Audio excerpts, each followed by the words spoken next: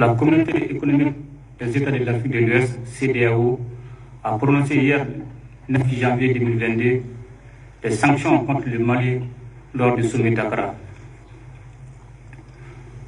La lecture des communiqués de la CEDEAO et de l'UEMOA donne le sentiment que la complexité de la situation du Mali n'a malheureusement pas été prise en compte. Il est regrettable que des efforts des autorités de la transition aient été ignorés. Mes chers compatriotes, l'heure est au rassemblement de tous les Maliens, sans exclusive, pour réaffirmer nos positions de principe et défendre notre patrie. Chaque Malien, où qu'il se trouve, doit se comporter en défenseur des intérêts supérieurs du Mali. Nous mesurons la gravité de la situation.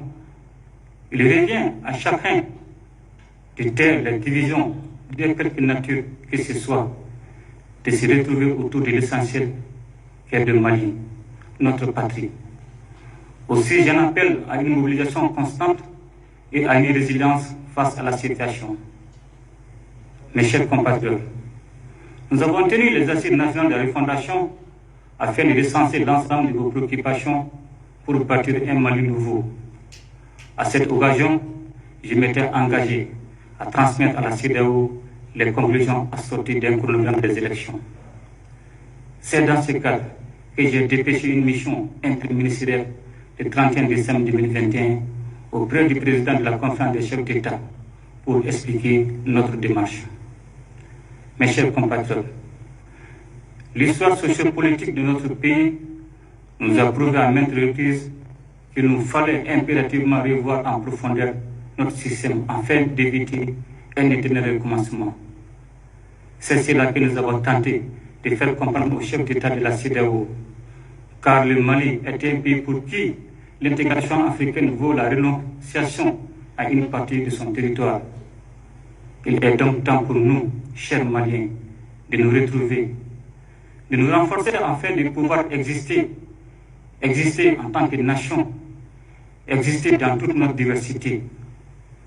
Mes chers compatriotes, je vous demande de rester calme et serein, car nous avons fait le choix d'être sincères afin de prendre notre destin en main, en forgeant notre propre voie. Gardons à l'esprit que le chemin qui mène au bonheur est une voie dure et très dure. Toutefois, avec courage et dévouement, nous allons y arriver. Telle est l'essence de notre hymne national. La CEDEAO et moi se sont assumés, nous en ferons autant. Nul besoin de procéder à des actions de violence. Cela n'a jamais caractérisé les Maliens que nous sommes.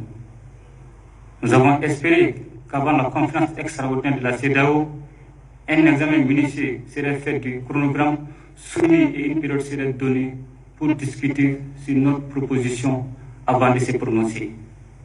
Je dois vous dire que même si nous regrettons le caractère illégitime, illégal et inhumain de certaines décisions, les Mali restent ouverts au dialogue avec la CEDEAO pour trouver un consensus entre les intérêts supérieurs du peuple malien et le respect des principes fondamentaux de l'organisation. Notre engagement pour un retour à l'ordre constitutionnel normal, apaisé et sécurisé n'a jamais failli. Nous appelons la CEDEAO, une fois de plus, à une analyse approfondie de la situation de notre pays en plaçant l'intérêt supérieur de la population malienne au-dessus de toute autre considération. Mes chers compatriotes, j'ai bien conscience des inquiétudes quant aux conséquences de ces mesures, mais je tiens à vous rassurer que des dispositions sont prises pour faire face à ces défis et que les actions d'approvisionnement se poursuivront. Mes chers compatriotes, depuis que nous avons pris nos responsabilités face à notre destinée, nous avons toujours œuvré pour le bien-être de l'ensemble des populations maliennes dans toute leur diversité et nous continuerons à nous y atteler. Maliens, je ne saurais terminer sans vous exhorter à davantage de solidarité et de résilience face aux nombreux défis de l'heure. Ensemble, nous bâtirons le Mali de demain. Qu'Allah bénisse le Mali et protège les Maliens. Je vous remercie de votre attention.